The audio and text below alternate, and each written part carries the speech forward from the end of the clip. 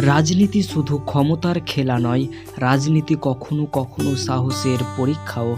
এই কথাটার জীবন্ত উদাহরণ হলেন বেগম খালেদা জিয়া, বাংলাদেশের ইতিহাসে প্রথম নারী প্রধানমন্ত্রীদের একজন, যিনি কঠিন সময় নেতৃত্ব দিয়ে নিজেকে প্রতিষ্ঠিত করেছেন। বেগম খালেদা জিয়ার জন্ম 15ই আগস্ট 1945 সালে বাংলাদেশের দিনাজপুর জেলায়। তিনি বেড়ে ওঠেন একটি সাধারণ পরিবারে। তার সৌন্দর্য হাতে গড়া পুতুলের মতো হওয়ায় তার ডাক নাম পুতুলও ছিল। রাজনীতির সাথে তার কোনো প্রত্যক্ষ সম্পর্ক ছিল না। শুরুতে গৃহিণী হিসেবেই তার জীবন চলছিল স্বাভাবিক আর নিরিবিলি। তার জীবনে বড় মোড় আসে যখন তিনি শহীদ রাষ্ট্রপতি জিয়াউর রহমান এর সহধর্মিণী হন। কিন্তু 1981 সালে জিয়াউর রহমান নিহত হওয়ার পর হঠাৎ করেই তার জীবনের সব কিছু বদলে যায়। শোক আর অনিশ্চয়তার মাঝেই তাকে মানতে হয় রাজনীতির কঠিন ময়দানে। অনেকের ধারণা ছিল তিনি রাজনীতিতে টিকতে পারবেন না, কিন্তু বেগম খালেদা জিয়া ধীরে ধীরে নিজেকে প্রমাণ করেন। তিনি বাংলাদেশ জাতীয়তাবাদী দল বিএনপি এর নেতৃত্ব গ্রহণ করেন এবং স্বৈরা শাসনের বিরুদ্ধে আন্দোলনে গুরুত্বপূর্ণ ভূমিকা রাখেন। 1991 সালে তিনি বাংলাদেশের প্রথম নারী প্রধানমন্ত্রী হিসেবে দায়িত্ব গ্রহণ করেন।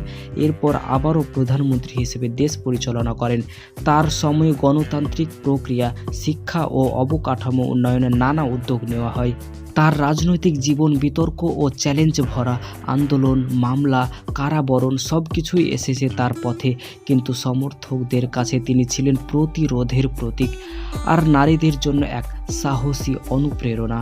তার রাজনৈতিক জীবনের শেষ দিকে বেগম খালেদা জিয়াকে নানা আইনি সমস্যার মুখোমুখি হতে হয়েছে এবং 2007-2008 সালের সময় একাধিক মামলায় দণ্ডিত হয়ে তিনি কারাদণ্ডেও ছিলেন, যা সরকারের কঠোর অবস্থার অংশ হিসেবে বিবেচিত হয়েছিল।